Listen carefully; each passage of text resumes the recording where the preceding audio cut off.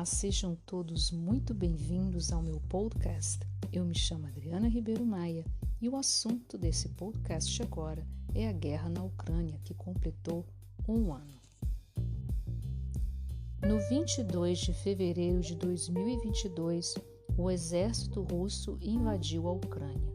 Isso encerraria com aquela geopolítica que conhecíamos desde a década de 90, quando houve a dissolução da antiga União Soviética.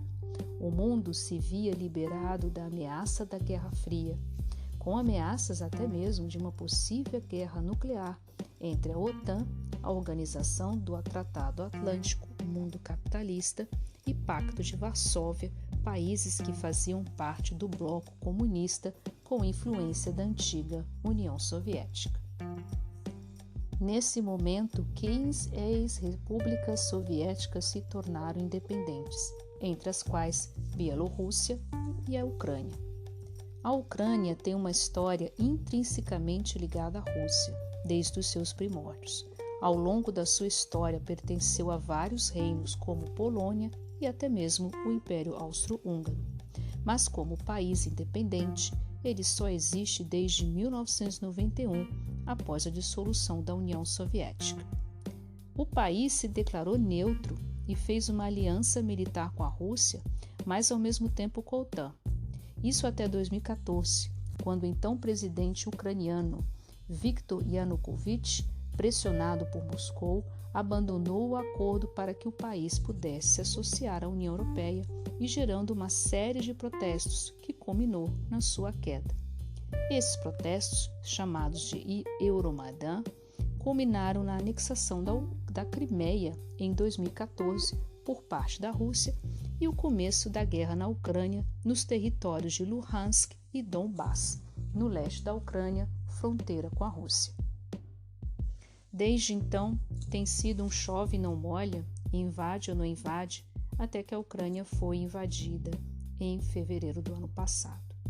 Para conter o avanço russo, a União Europeia e os Estados Unidos impuseram sanções como a retirada da Rússia do sistema SWIFT de pagamentos. Milhares de empresas como IKEA e McDonald's e outros deixaram a Rússia. Mas isso conteu o exército russo? Em parte sim, já que a guerra se concentrou mais no leste da Ucrânia, mesmo sendo considerado um dos maiores exércitos do mundo. A Rússia possui um material militar obsoleto e, com as sanções impostas, encontraram dificuldade para acessar a tecnologia e melhorar o seu arsenal de guerra. Mas a Europa também pagou um preço. As sanções econômicas impostas à Rússia expôs a dependência europeia para com os recursos energéticos russos. A Rússia é um dos países mais ricos em recursos energéticos, como gás e petróleo. E desde muito tempo, ainda em tempos de União Soviética, oferece gás barato para vários países, para inclusive exercer sua influência. A Áustria, por exemplo, tem até 70% do gás russo. E como continua, em seu discurso para a nação, Vladimir Putin dobra a aposta. Ele acusa o Ocidente pela guerra na Ucrânia. Usou palavras fortes contra a comunidade LGBTG e se referindo ao mundo certo, entre aspas, onde somente homens e mulheres devem se relacionar, e anunciou a saída da Rússia do acordo nuclear New START com os Estados Unidos, acordo de não proliferação de ogivas nucleares. Em outras palavras, não haverá mais inspeções e pode até mesmo fazer testes com armas nucleares. Com isso, o mundo volta 30 anos atrás, justamente na Guerra Fria, ainda na década de 90, só que no estilo 2.0, com um grande diferencial. Aqui não se trata de uma divisão entre o mundo capitalista ou comunista, e sim uma divisão entre autocracias e democracias. Afinal de contas, o melhor dos mundos é viver em uma democracia com as liberdades individuais garantidas, além do direito de escolha livre dos seus representantes pelo voto. Bom, esse foi a primeira parte do nosso podcast e agora vamos partir para a segunda parte, que é a guerra na Ucrânia, o lado ucraniano. Poucas semanas após a invasão russa na Ucrânia, os Estados Unidos ofereceram ao presidente Volodymyr Zelensky a chance de fugir, mas ele decidiu ficar e lutar ao lado dos ucranianos e aí, com a comunidade internacional, se viu obrigado a apoiar a Ucrânia. O país viu sua economia em ruínas ao ver toda a sua produção de trigo roubada pelos russos. Aliás, a Ucrânia era um dos maiores exportadores de trigo do mundo e com a guerra gerou uma crise de alimentos nos países na África, especialmente nos países do norte do continente, cujo trigo é a base da alimentação. De acordo com o Alto Comissariado da ONU para os Refugiados, mais de 10 milhões de pessoas deixaram o país, maioria de mulheres e crianças. Os homens tiveram de ficar no país para lutar no exército. A Áustria recebeu mais de 60 mil refugiados. A Alemanha tem mais de 1 milhão de refugiados. Cidades inteiras foram varridas, como aconteceu com Mariupol, no sul da Ucrânia. Civis mortos sem nenhuma defesa, como o famoso caso de Bucha, subúrbio da capital de Kiev. A Ucrânia luta desde sempre pela sua existência como país livre. E qual direito que tem um país invadir o outro só porque quer trocar o presidente por outro amigo e depois sair matando sua população? E fica tudo por isso mesmo? Esse é o questionamento. Essa foi a segunda parte do podcast e agora vamos para a terceira e última, que é a guerra na Ucrânia, o lado russo e sua poderosa propaganda. Há quem pense que os russos todos estão de acordo com as decisões de Vladimir Putin, mas não é bem assim. Logo após a invasão da Ucrânia, o governo de Putin restringiu tanto a imprensa como os cidadãos.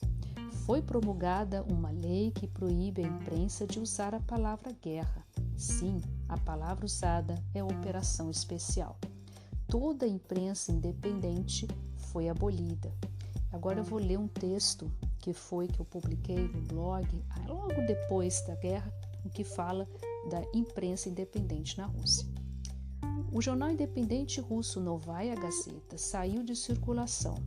É um duro golpe para a liberdade de imprensa na Rússia e, sobretudo, para a democracia do país. Desde que começou a guerra com a Ucrânia, a Rússia baixou uma lei proibindo o uso da palavra guerra pela imprensa. O termo é Operação Especial contra a Ucrânia. Essa lei prevê até 15 anos de prisão para jornalistas ou produtores. O seu editor, o editor do Novaya Gazeta, Dmitry Muratov, recebeu o Prêmio Nobel da Paz no ano de 2021. Alguns jornalistas do Novaya Gazeta foram presos ou assassinados. O caso mais conhecido é de Anna Polovoskoia, em 2006. Ela cobria a Segunda Guerra na Chechênia quando foi assassinada na frente do seu apartamento em Moscou. O crime não foi investigado.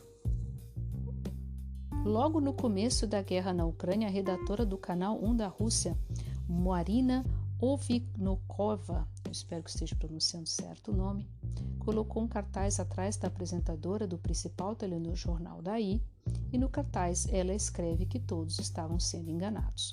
Por conta dessa lei da censura, ela foi presa e corre risco de ficar na prisão até 15 anos. Vários correspondentes estrangeiros deixaram o país, várias mídias, bem como BBC de Londres, BBC da Grã-Bretanha e Deutsche Welle da Alemanha. A liberdade de imprensa é um dos pilares da democracia. Tempos ruins para a Rússia, tempos ruins para a Europa. Mas, mesmo assim, há muitos que apoiam Putin, exatamente por conta da propaganda russa, fortíssima, herança da antiga União Soviética. Televisão, rádio, jornais, revistas, tudo controlado.